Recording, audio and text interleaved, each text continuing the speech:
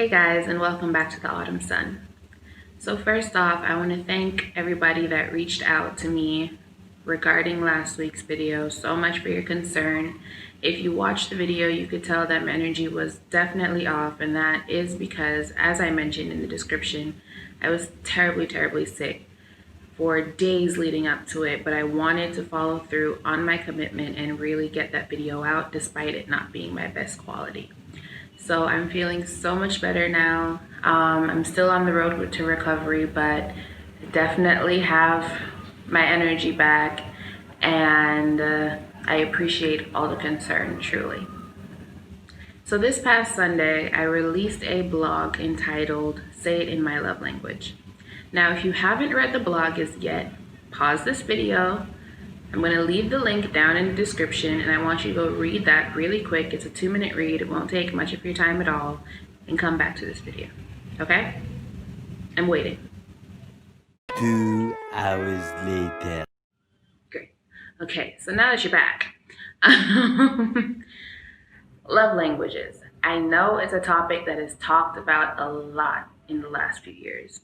However, I have some insight that a lot of people tend to overlook. But let's start from the top.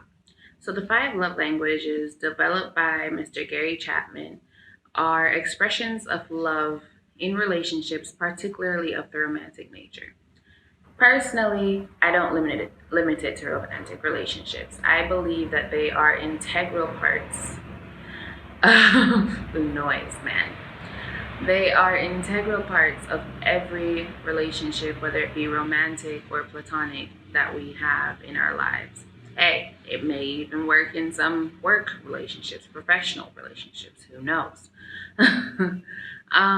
So for those that do not know, the 5 love languages are words of affirmation, quality time, acts of service, physical touch, and receiving gifts. So I asked y'all on Instagram and Twitter, I believe, what your love languages were after I released the blog post. A lot of you all echoed my love language, which was quality time, and I also got some responses for acts of service and words of affirmation. So let's talk about it.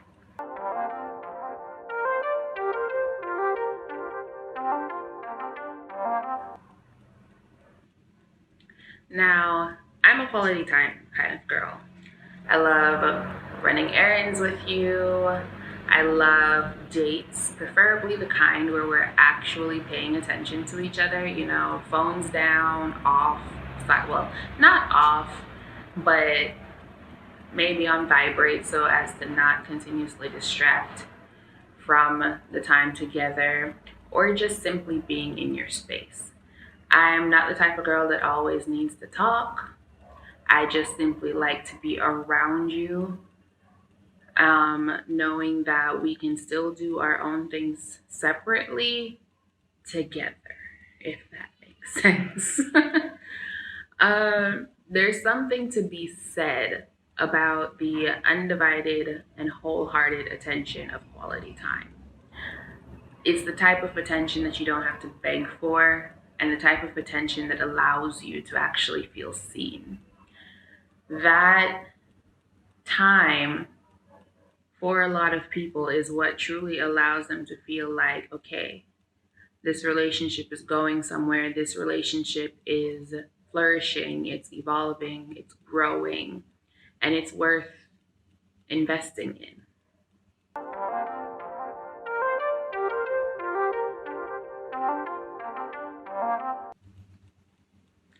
Physical touch. I occasionally appreciate physical touch. It depends on the relationship, and it also depends on the person in that relationship. A lot of our minds probably initially just go to romantic relationships, but that doesn't always have to be the case. And it's really in the simplicity of things, truthfully.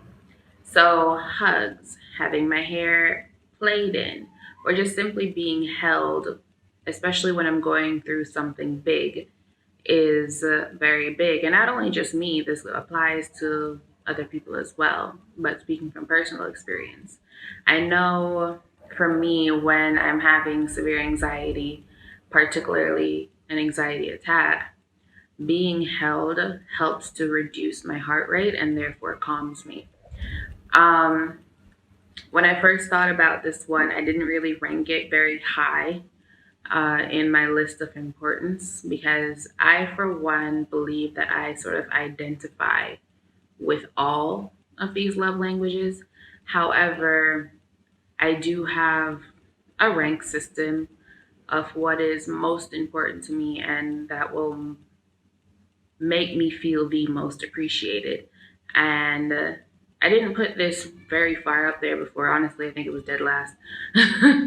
But when I really sat down to work on notes for this, I realized that, especially in my state of dealing with anxiety, physical touch is really important because sometimes um, words fail. Sometimes you can't speak. There's no possibility to utter words. And in those moments, a simple handhold can do so much. Um, it speaks volumes. A head rested on your shoulder speaks more than words can sometimes. And it's in those simple, quiet moments that you really feel a deep connection to another person that allows you to feel loved and to feel appreciated and to feel seen.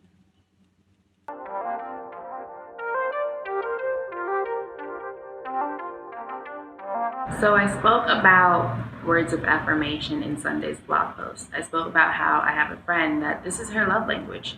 And for a long time, um, I couldn't understand why our relationship felt so strained. And it's because I wasn't seeing this and actively acting upon it. So it's simply verbal expressions of affection, appreciation, encouragement, or simply just constant communication. Those are the I love yous. You're stronger than you may think you are. Or I appreciate your presence in my life.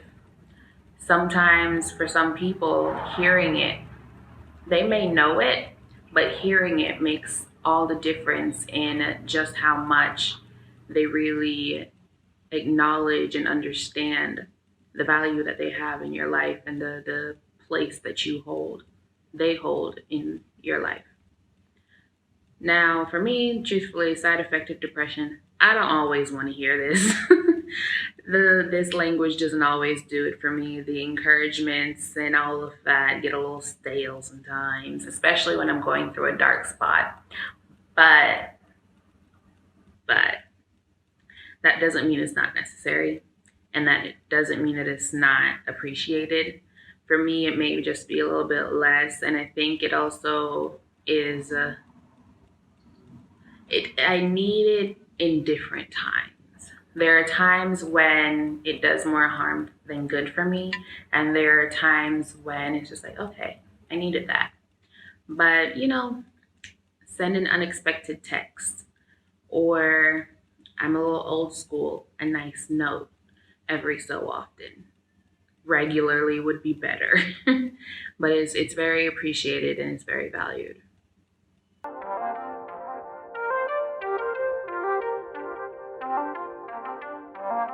So for these people, actions speak louder than words. I am a big believer in this one. I believe that you can say something all you want, but if you don't act on it, did your words really mean anything? No, not to me. So, as much as some of us may act like it, we never really want to feel like we have all the responsibility on the world on us and us alone. We don't want to feel like we're overburdened. We hate being overburdened, but we don't necessarily know how to or like asking for help. Preaching to myself. I'm extremely independent. So, as much as I am saying this to you, I am saying it to myself as well. I struggle with asking for help. However, when those utterances are made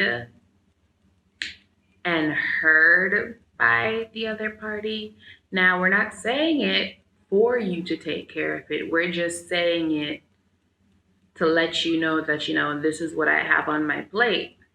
And when those are heard and taken care of unexpectedly, wow.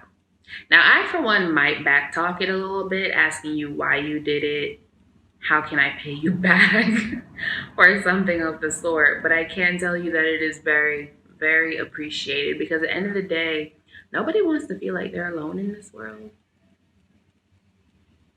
You know what I mean?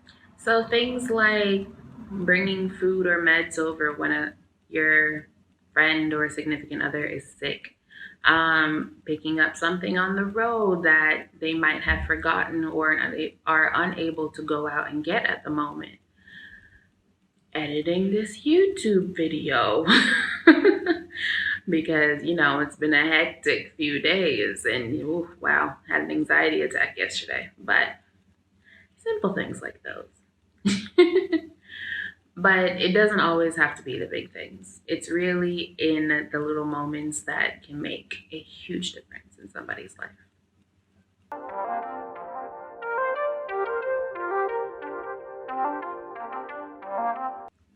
Now, we all like a little something here and there. A little bracelet, a little trip, a little spa day. We all like a little something, for sure. But for some, this is the avenue that allows them to feel the most love. It's not about the monetary value all the time. It's about the thoughtfulness behind it. So that necklace your friend has been eyeing for so long but unable to get for themselves at the moment for whatever reason. A horseback excursion your significant other has been just yearning to experience. It's about hearing them, understanding who they are, and putting that into a package.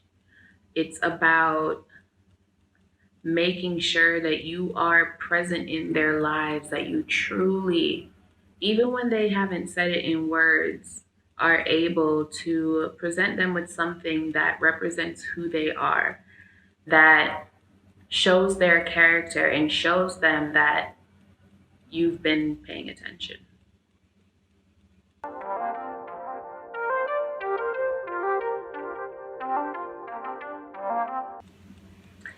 Now, in Sunday's blog, I also spoke about how others prefer to receive their love. And that was the whole point of this post in the first place. It wasn't to discuss love languages, tell you how to show them, or anything like that. It was to point out the fact that a lot of people tend to overlook that you may receive love in a certain way, but that doesn't mean that the people in your life receive it in the same way.